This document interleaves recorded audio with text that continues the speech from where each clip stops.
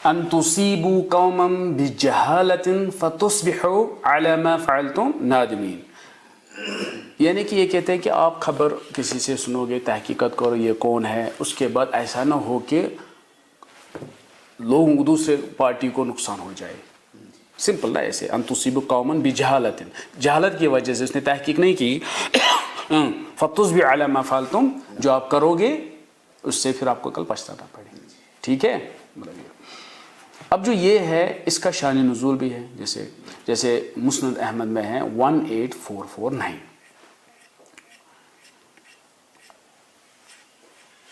ہوتا کیا ہے، میں بہت ہی یہ بہت ہی بڑا ہے تو میں سمپل ورڈز میں کہوں گا. ہوتا کیا ہے، بنو مستلق جو ہے قبیلہ، اس میں آپ کو پتہ ہے حضرت جویریہ ہوتی ہے. جب ان کو P O W prisoner of war لیتے ہیں تو ان کو پھر جویریہ سارے قیدی بن جاتے ہیں. ٹھیک ہے. پھر شارٹ میں محمد صلی اللہ علیہ وسلم جویریہ سے شادی کرتے ہیں. ٹھیک ہے. اب جو ایک قبیلہ ہے اس کو تقسیم کیا گیا تھا مسلمانوں میں. کن کو؟ قبیلے کو. یہ جنگ میں ہوا تھا. اس کے بعد جویریہ جو ہے محمد صلی اللہ علیہ وسلم نے جویریہ کے ساتھ شادی کی. یہ بہت بڑا حدیث اس لیے میں نے کہا جویریہ سے شادی کی. تو ہر ایک مسلمان نے اپنے قیدی کو چھوڑ دیا. کہا ہم کیسے ان قیدیوں کو پکڑیں گے، یہ تو محمد صلی اللہ علیہ وسلم کے رشتہ دار ہیں، یہ سارے اس کے بیوی کے رشتے سارے، پورا قبیلہ بیوی کے سائڈ سے ہیں. مطلب ان لاز نا ان کو کیا بولتے ہو، سسرالی ہیں سارے یہ سب ہیں. تو انہوں نے چھوڑ دیا. پھر محمد صلی اللہ علیہ وسلم نے جویریہ کے فادر الحارث ابن ابی دردہ کو کہا اسلام قبول کرنے کے لیے. اس نے وہ خود پریشان ہو گئے، اتنے بڑے، اور اس نے میری بیٹی سے شادی کی، وہ مطلب بہت ہی اچھی طرح ہوا سب کچھ. لہٰذا انہوں نے سب نے اس اچھائی سے کیا کیا، اسلام مطلب سارے ان کو سمجھا. اب ان کے بردر ان لا ہیں، سسٹر ان لا ہیں، جو بھی ہیں سب کو چھوڑ دیا، پورے قبیلے کو. لہٰذا انہوں نے اسلام کو، پورے قبیلے نے اسلام قبول کیا. یہی ایک مسلمان کی جو اچھائی جو ہوتی ہے ایسے. پھر انہوں نے کہا کہ ٹھیک ہے، یہ واپس گئے، اب ان کو چھوڑ دیا. تو انہوں نے ان کو یہی بنایا، مطلب ان کا جو ہیڈ الحارث ہیں یہی ہیڈ ہو گئے. ان کو انہوں نے کہا اس کو سارا آپ زکوٰۃ کلیکٹ کرنا وغیرہ سارے جو احکام کچھ سکھائے، بس ٹھیک ہے زکوٰۃ کلیکٹ کرنا، پھر میرا بندہ آ جائے گا وہ آپ سے زکوٰۃ لے گا. ٹھیک ہے. تو یہ گئے. ان کو محمد صلی اللہ علیہ وسلم کو بھیجنے میں تھوڑا ٹائم لگا تھا. انہوں نے کیا کیا، وہاں سے انہوں نے زکوٰۃ کلیکٹ کی. تو زکوٰۃ کس کے پاس ہے؟ الحارث کے پاس ہے. وہ ویٹ کر رہے تھے محمد صلی اللہ علیہ وسلم کسی رسول کو بھیجیں گے، رسول مطلب قاصد کو بھیج دیں گے. ٹھیک ہے. تو ہم اس کو دیں گے. یہ تھوڑا اس میں ڈیلے ہوا تھا محمد صلی اللہ علیہ وسلم کو بھیجنے میں. یہاں بھی یہ پریشان تھے، یہ کیوں نہیں آ رہے ہیں، ہم نے تو یہ. لہٰذا انہوں نے وہاں سے ایک ڈیلیگیشن، کچھ بندے ہٹے کھٹے، مطلب سمجھو سامان ہے، خزانہ ساتھ ہے، زکوٰۃ پیسے، تو ہٹے کھٹے بھیجے یہاں سے. وہاں سے انہوں نے الولید ابن عقبہ کو بھیجا وہ پیسے لانے کے، زکوٰۃ کے پیسے لانے کے لیے. جب یہ یہاں سے آیا، وہ وہاں سے اب آگے، مطلب سمجھو پہلوان جیسے کچھ تھے اس گروپ کے ساتھ. اس کو خبر آ گئی بھائی وہاں سے مجھے وہ انہوں نے دھوکہ دیا، یہ آ گئے ہیں مجھے مارنے کے لیے. کس کو؟ قاصد کو. جو محمد نے قاصد بھیجے اس کو مارنے. کیوں؟ کیونکہ وہاں ہٹے کھٹے تھے اور زکوٰۃ کے پیسے ساتھ تھے، وہ دینے کے لیے آئے تھے. ان کو لگا یہ ہمیں مارنے کے لیے آئے. انہوں نے راستے میں سنا، ایسے ہی تحقیقات نہیں کی. یہ جو قاصد تھا محمد صلی اللہ علیہ وسلم کو، یہ جلدی سے محمد صلی اللہ علیہ وسلم کے پاس گیا، کہا انہوں نے دھوکہ دیا، وہ تو مجھے جان پہ تو میں بچ گیا. یہ خبر ہے. محمد صلی اللہ علیہ وسلم کو بھی غصہ اور وہی نہیں آئی اس کو اس کے بارے میں کچھ بھی نہیں. پھر وہ جب وہاں آ گئے تو انہوں نے کہا ان کو، محمد صلی اللہ علیہ وسلم آپ نے کیا کیا، آپ ایسے؟ بولا نہیں ہم تو ویٹ کر رہے تھے، ہم تو یہ زکوٰۃ کے پیسے ہینڈ اوور کرنے والے تھے. اسی پر یہ ہیں پھر یہ آیات نازل ہوئی، یا ایھا الذین آمنوا، کیونکہ یہ دونوں مومن ہیں، انہوں نے زکوٰۃ دی، کو اسلام قبول کیا. یہاں سے الولید بن عقبہ، یہ بھی محمد صلی اللہ علیہ وسلم کا خاص بندہ ہے، اس نے اس کو بھیجا. یہ تو کیا کہا، یا ایھا الذین آمنوا ان جاءکم فاسق بنبأ فتبینوا، کیونکہ اس ولید بن عقبہ کو کوئی آیا تھا، اس نے اسے کہا، تحقیقات نہیں کی، اٹھا، اچھا ایسی بات، اچھا آ رہے ہیں، وہ بھاگ گیا. ٹھیک ہے. اس بندے کو فاسق کہا جو ولید بن عقبہ کے پاس آیا. ہاں اس کو کہا. تو مومنوں کو کہا تحقیقات کیا کرو، ایسے ہی مت کیا کرو. ٹھیک ہے.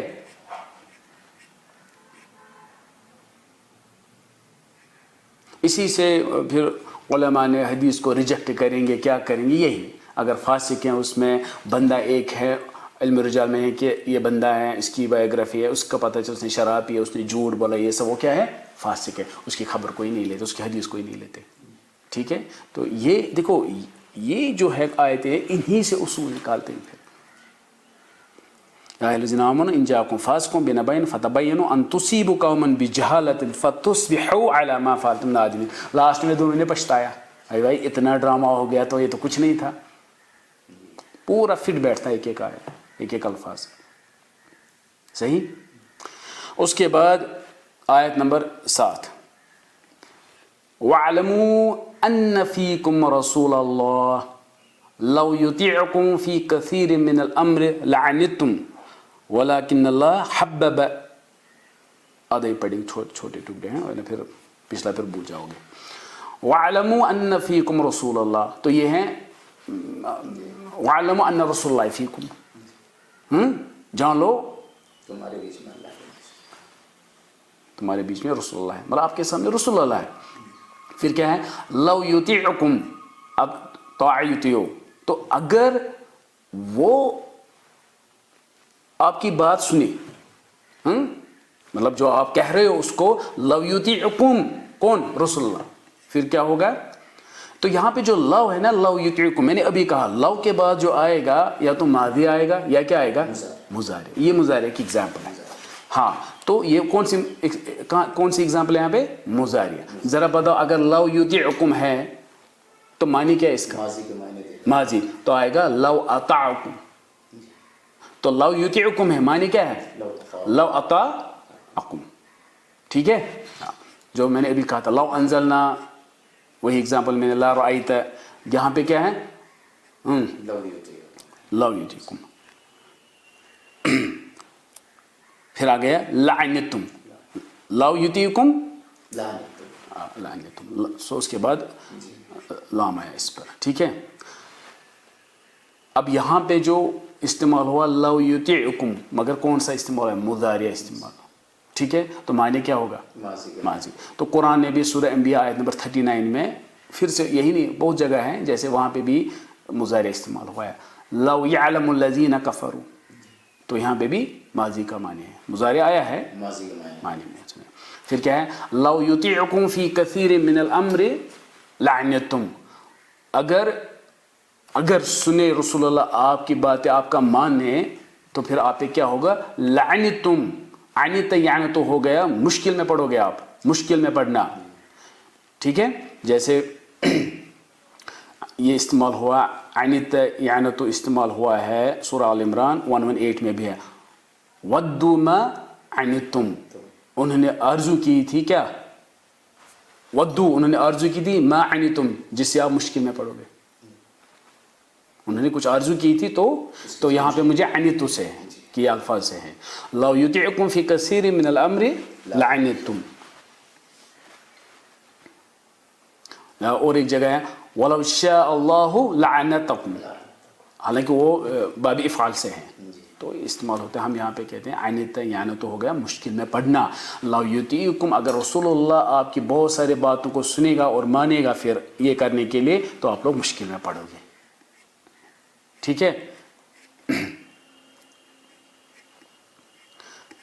وَلَكِنَّ اللَّهَ حَبَّبَ إِلَيْكُمُ الْإِيمَانَ، پہلے اس میں الفاظ اور یہ گرامر دیکھ رہے، بعد میں پھر یہ دیکھیں گے. وَلَكِنَّ اللَّهَ حَبَّبَ إِلَيْكُمُ الْإِيمَانَ، لیکن اللہ نے کیا کیا، حبب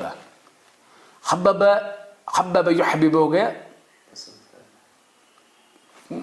اچھا لگنا، اچھا لگنا. وَلَكِنَّ حَبَّبَ إِلَيْكُمُ الْإِيمَانَ، پھر اللہ نے کیا کیا، آپ کے ایمان کو آپ کو اچھا بنایا آپ کے لیے. ٹھیک ہے. پھر وَزَيَّنَهُ فِي قُلُوبِكُمْ، زَيَّنَ یُزَيِّنُ ہو گیا سجانا. جیسے وَزَيَّنَ لَهُمُ الشَّيْطَانُ، شیطان نے ان کے لیے سجایا.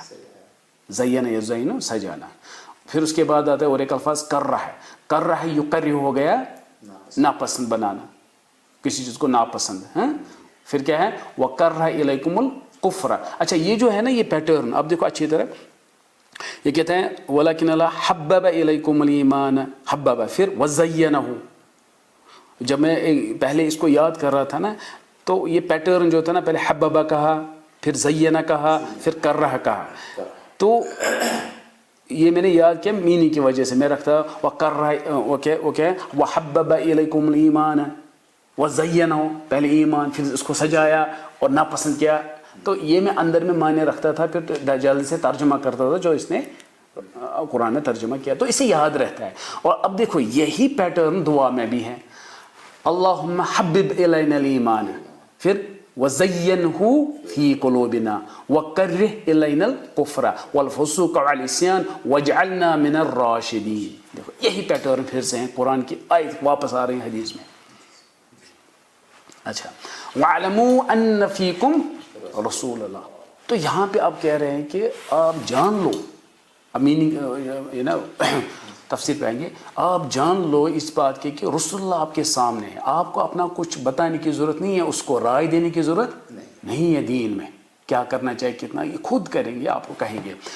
اور سورہ احزاب کی آیات ہیں آیت نمبر 6 میں النبی اولیٰ بالمؤمنین من انفسہم وازواجہ امہاتہم یہ کہ رسول اللہ جو ہے مومن جو ہے اس کو سب سے زیادہ جو ماں باپ سے بھی زیادہ کون ہونا چاہیے نبی ہونا چاہیے. اور یہ بھی کہا اس کی جو ازواج ہے محمد صلی اللہ علیہ وسلم کی وہ آپ کی ماں ہے اس لیے ہم امہات المومنین وہ ماں ہیں. اس سے محمد صلی اللہ علیہ وسلم کے فوت ہونے کے بعد اس سے ان کی شادی نہیں ہو سکتی کیوں وہ ماں ہے مومنوں کی ماں ہے. ٹھیک ہے. صحیح بخاری کی حدیث ہے حدیث نمبر 50 اس میں کہا ہے کہ لا یؤمن احدکم حتی اکون احب الیہ آپ تب تک مومن نہیں ہو جب تک آپ کو اللہ اور اس کے رسول ماں باپ سے زیادہ. تو یہ جو حدیث ہے یہاں ہے حتی اکون احب الیہ من والدہ وولدہ والناس اجمعین تو ماں باپ لوگوں کے سب سے زیادہ عزیز آپ کو ہونا چاہیے رسول اللہ. یہ یہاں پہ ہے. تو آگے بھی ہیں وَعَلَمُوا أَنَّ فِيكُمْ رَسُولَ اللَّهِ جیسے کہ آپ کو نہیں پتا ماں باپ آپ کے سامنے آپ ایسے کر رہے ہو اس طرح رسول اللہ آپ کے سامنے ہے. اب کیوں رسول اللہ کو سب سے زیادہ بتایا گیا ماں باپ کے یا آج کے دور میں بھی رسول اللہ ہمارے سامنے نہیں ہے تو کیوں وہ کیسے عزیز سب سے مومن کے لیے سب سے خاص ہے. تو ماں باپ ہمیں کھانا دیتے ہیں کھلاتے ہیں کپڑے لاتے ہیں ہماری دنیا کی خواہش جو ہے پوری کرتے ہیں. ٹھیک ہے.